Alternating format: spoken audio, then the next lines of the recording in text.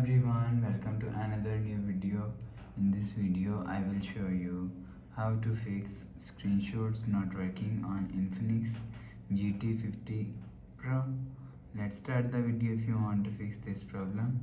So first of all, restart phone. Just click and hold side power button and click on this restart icon.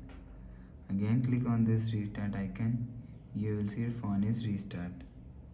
After restarting, enter phone pin. You will see your problem is solved. But if it not solved, if you want to fix this problem, so click on settings app. Now in setting, click on my phone. You will check your software update is latest. If it not latest, update your software latest.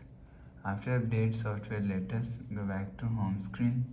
You will see your problem is solved. But if it doesn't fix this problem, so last option is reset all settings. Click on settings app, scroll down to and click on system and click on reset phone and click on reset all settings. Click on reset, enter phone pin, click on this icon. You will see your problem is solved. So that's how you can fix screenshots not working on Infinix GT50 Pro. If you like the video, please subscribe. Thanks for watching.